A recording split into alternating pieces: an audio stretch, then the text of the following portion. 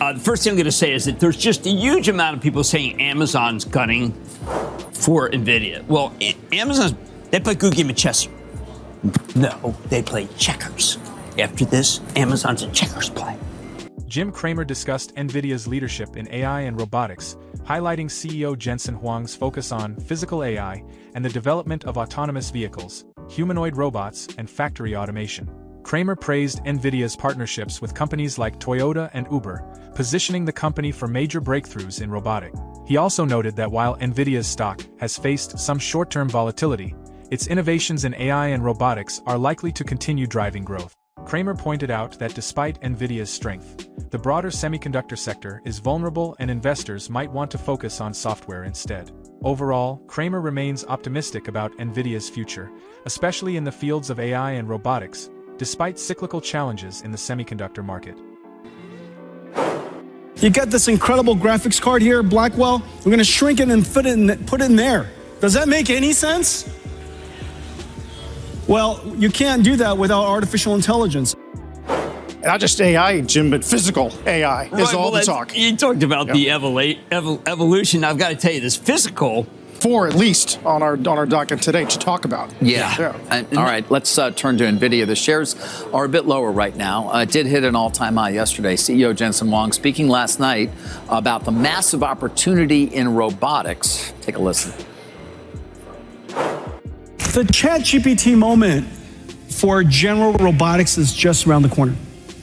And in fact, all of the enabling technologies that I've been talking about is going to make it possible for us in the next several years to see very rapid breakthroughs, surprising breakthroughs. The tech's getting just destroyed today. NASDAQ's down 440. As I asked you that question, saw 2.25%. Many of the biggest names, obviously we led the show with Nvidia hitting this record high, crossing Apple for the largest market cap company in the world. Now I look at the lows of the day down more than 6%. Right. Where's this trade going from here, according to the charts? Well, I'll tell you, Nvidia is really the standout for semis, right? When we look at semis, and we've been more cautious on semis for at least a quarter now. Nvidia kind of being the exception to that rule. That's still an uptrend. I think there's a ton of support down around 125, so that's good news. But when we look at semiconductors, holistically, from everything from Qualcomm to Intel to Nvidia, the group's not that strong, and so I think there is a cyclical component to it.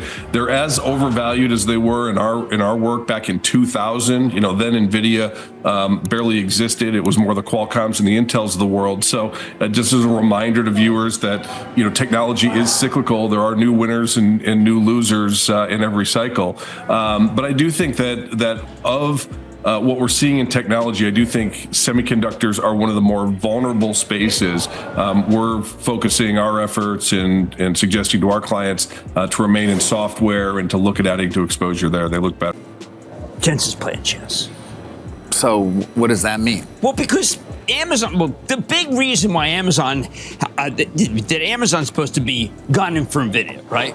Microsoft's supposed to be gunning for. Good luck. He left that behind because he's doing physical. So what he's doing. Well, just to stop you, what you're talking about is the development of their own chips. Is that what you're saying when they're gunning for them? But they use Nvidia chips as well. But they also use ARM-enabled architecture for things that help them in the data center. These guys are using Micron for high bandwidth. No, I'm saying.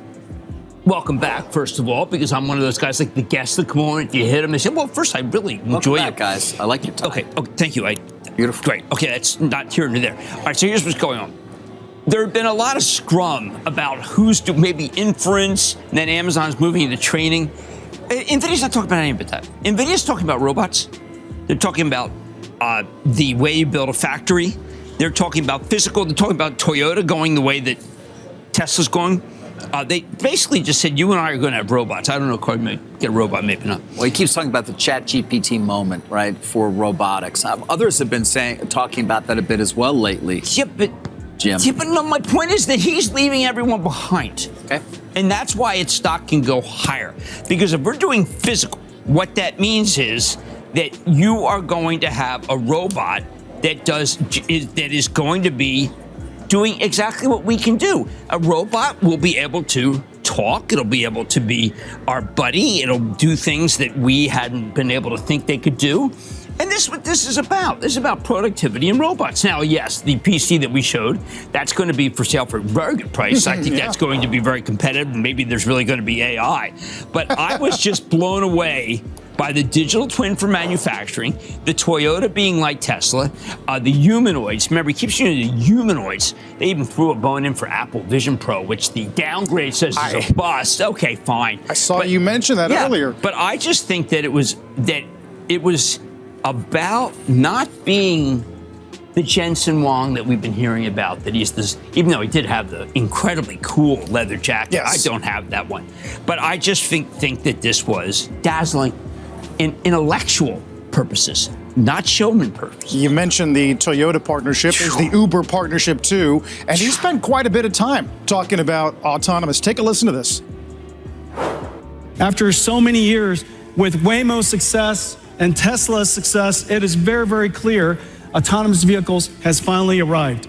Well, our offering to this industry is the three computers: the training systems to train the AIs, the simulation systems, and the synthetic data generation systems. We're working with just about every major car company around the world: Waymo and Zoox and Tesla, of course, in their data center, BYD, the largest EV company in the world. 100 million cars built each year, a billion vehicles on the road all over the world, 1 trillion miles that are driven around the world each year.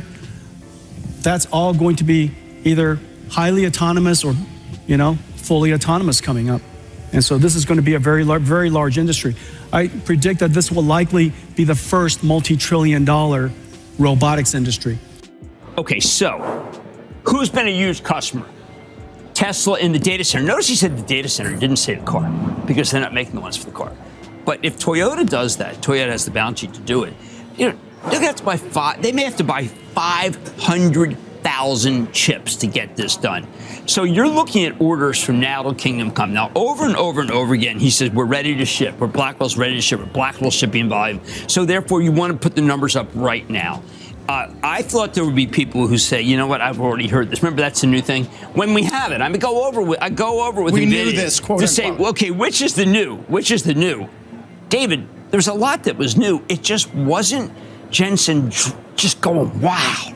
There's no wow. And by the way, you know what it started with? Tell me. A bartender mixing a drink. Well, you've talked about that a number of times when you were there for that, right? Well, no, I'm just saying that I was spot on that. Like Jensen might have listened to the show. As we start this year, there are a lot of. It could be an amazing year for advancement in various areas of technology, whether it is robotics, as he said in this ChatGPT moment, where suddenly all the things you've talked about start to come to fruition, that we all have talked about. There will still be significant advances made in AI itself. I mean, Sam Altman quoted in a recent interview saying, well, one of the, in the next 4 years during the Trump administration, we're likely to get to AGI. He said that. Yes. Interesting to see him sort of discuss the next 4 years and artificial general intelligence being reached, which is the reason that they even created OpenAI, of course, way back when. And autonomous vehicles as well, and the advances that are going to be made this year. There's a lot that we're going to be, as we have been for years, but it may now start to happen. The question is, what's it going to mean for the enterprise? Right. What will it mean for companies in terms of use of robotics? What will it mean for AI in terms of intelligence being used in the enterprise to help efficiency and productivity? I'm going to Verrazano bridge you. Okay. The reason why you do the Getty Shutterstock, this thing can read video. It's just a killer. I mean, this is the type of thing that I would never allow. Say, if there's like a guest on earlier. This is like these two should be competing against each other. Instead, this is the video. See, they can. Let's say you wanted. This is the picture. I've often mentioned that. If you want to know how to strike out every single player on the other side, you just, the robot can do that because it ingests video. It's a big thing. So you want pictures. Getty was mentioned to me by Jensen.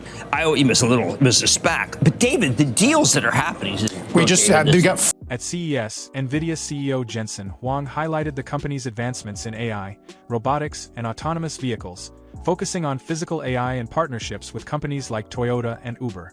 Despite challenges in the semiconductor sector, Huang expressed confidence that Nvidia's innovations would drive growth, particularly in AI and robotics. Nvidia's stock recently hit an all-time high but faced some volatility. Jim Cramer noted that while Nvidia is a leader in AI and robotics, the semiconductor industry remains cyclical. He suggested investors focus on software stocks, which are expected to perform better in the current market. How will Nvidia's physical AI impact robotics and autonomous vehicles? Do you agree with focusing on software stocks over semiconductors in today's market?